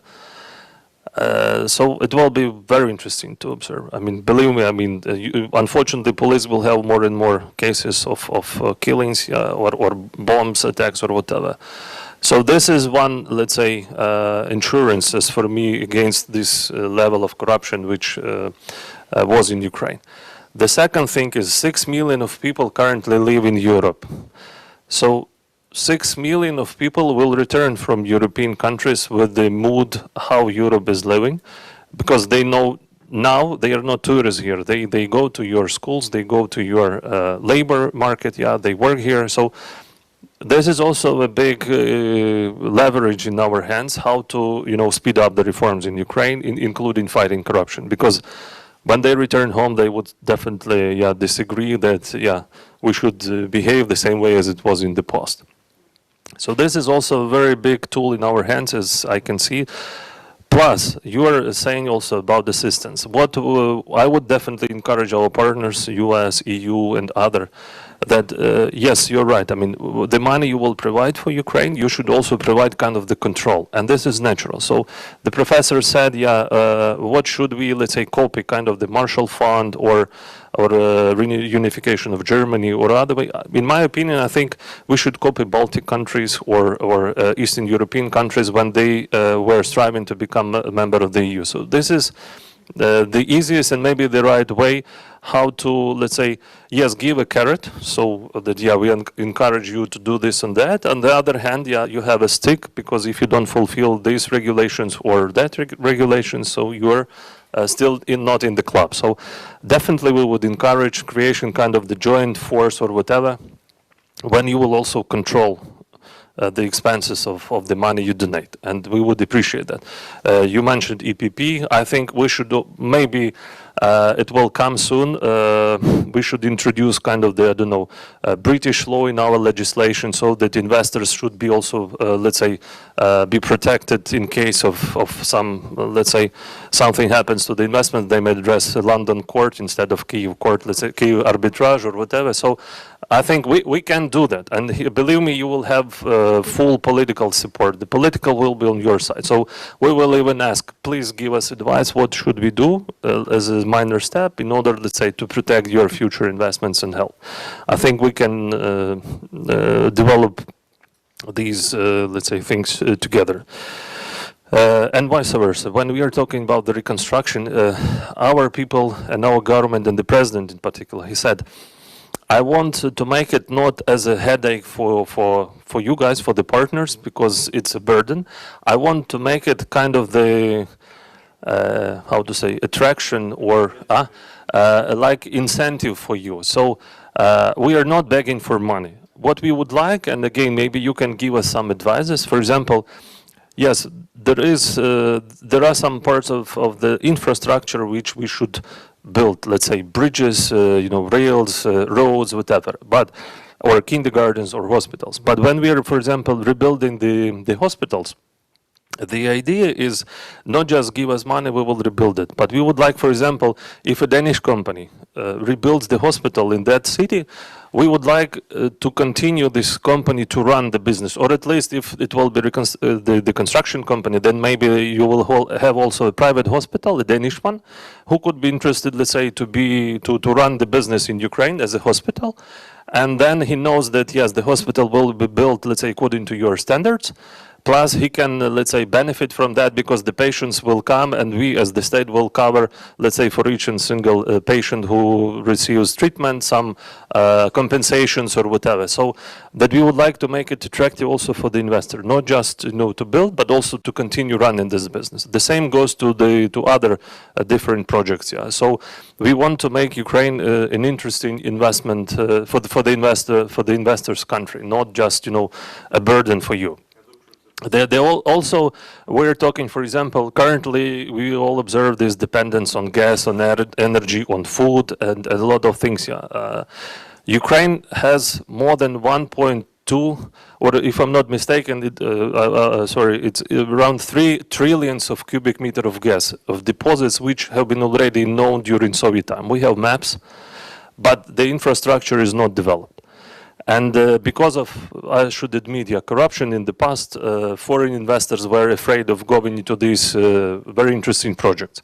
But now, when we win the war, not if, but when, I think this becomes more and more attractive also for energy security of Europe. So we would attract more companies from European countries and the US who have technology to develop this gas business, and so that Ukraine may become a very interesting competitor to Russia in terms of providing gas to Europe, at least to the European market. So the same goes, we have very rare metals like lithium, which is extremely important for the electric cars.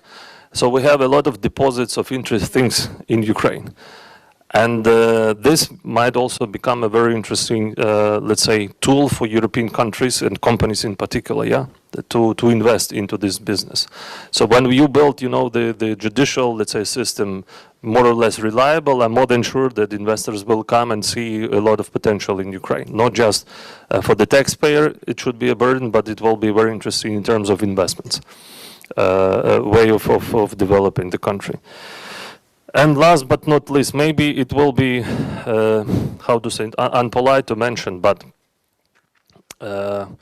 as for me, correct me, many of you are Danes, if I'm wrong, but during the COVID time, for the last 2 years, your government managed to find approximately 400 billions of Danish crowns to support your economy, so that not everyone was fired, so people were staying at home and the government compensated the salary and just supported them, but that means it's 400 billion, Right now the support from Denmark for Ukraine is around 3 billion Danish crowns.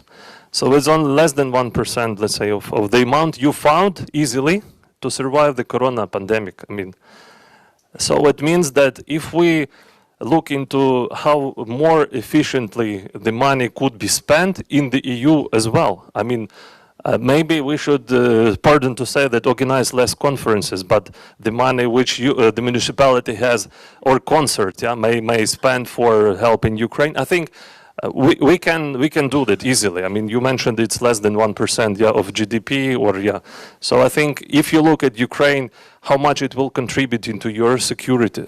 So that, let's say, 1 million of professional soldiers will join not Russian army, but EU and NATO, let's say, army. That will give you much more, let's say, benefit in terms of your stability and security in the future. So I think everything is manageable, but I will return to the beginning what Luke mentioned. Right now, yes, we need money to support Ukraine, to rebuild Ukraine, but we need more weapons at this stage. The quicker we get it, the less destruction Russia will cause to Ukrainian economy, the less investments we will need, in terms of reconstructing the country. So I would just stop here on being more optimistic and pushing a little bit. Your leaders, don't hesitate. There is no other option but to help Ukraine to win this war, because it's not about just us; it's about a lot of things in this world. So many thanks once again for your invitation, and this is the conclusion. Thank you so much.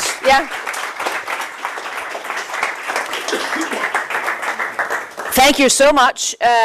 And I think your president also said the other day that Ukraine stresses that this should be a partnership and not a sponsorship. I think that's also a very good way of phrasing that. Niels Thyssen sends his regards. He had to go to a birthday party.